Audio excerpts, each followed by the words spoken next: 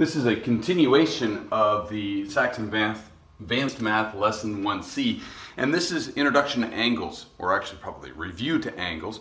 Most of you have probably dealt with angles before, but we're going to give you some new terminology to work with, at least the way that this book defines these terms, and we're going to use these. First of all, the angle. Angles can be defined two different ways. If I say they have a common initial point, so two rays with common initial point, ray AB and ray AC, they will form a vertex, and they are going to form the angle BAC, which is this angle right here. So these would be two rays with the same initial point, or coterminal rays.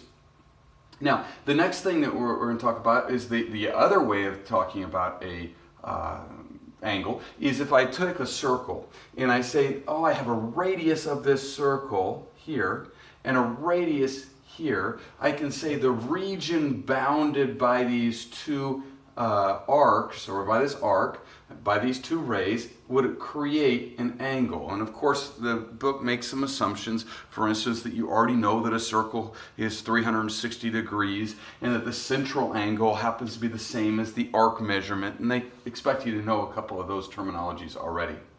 The next is going to be my initial and my terminal sides, and what that means.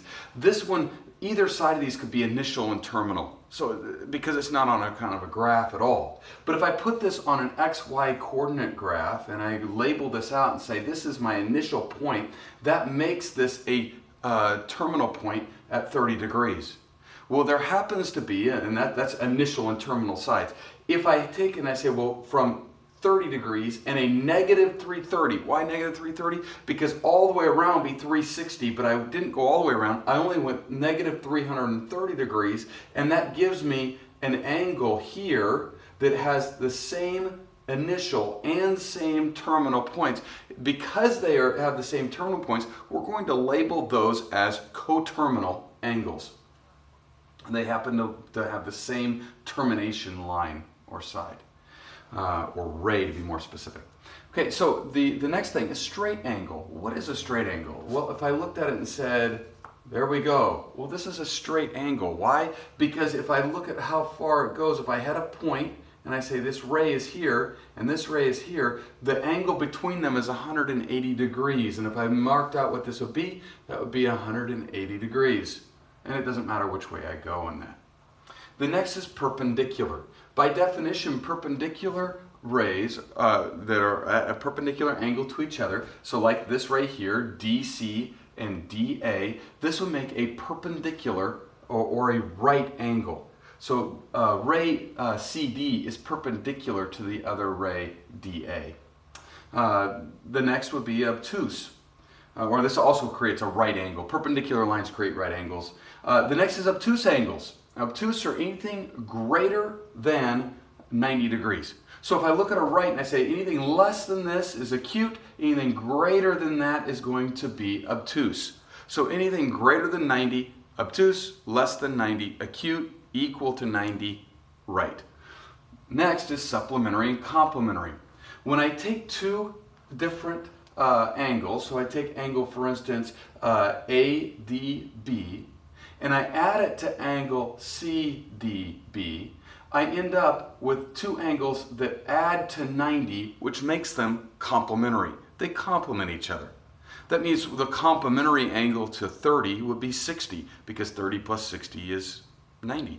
And if I want to say what's the complement to 45? Well, a complement to a 45-degree angle would be another 45 equaling 90 degrees.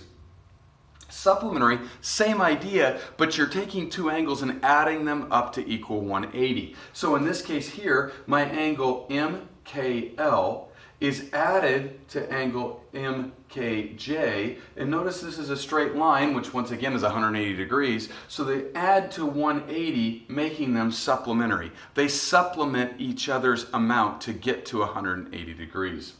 Now notice that when I do a supplementary, I'm going to have one acute and one obtuse, or two right. That's the only way I can get supplementary angles. The last thing that we're going to talk about is vertical angles. Now, vertical angles have a name that can be very confusing for a lot of people because they automatically think that they have to be vertical on top of each other. And so I purposely drew my intersecting lines and showed the vertical angles opposite to each other. So anytime two straight lines, and that's redundant, all lines are straight, anytime two lines intersect, they intersect at a point, and they will create angles that are equal, called vertical angles. Now, we could prove this, or we could think about this, because if I just looked at this part of it, it looks a lot like this one. And I realized that's supplementary. That adds to 180. So is this. Supplementary adds to 180. Well, if I've got two angles both adding to 180, this angle being the same as this one has to be the same as this one. So I'm looking at it saying these are vertical angles and these are vertical angles.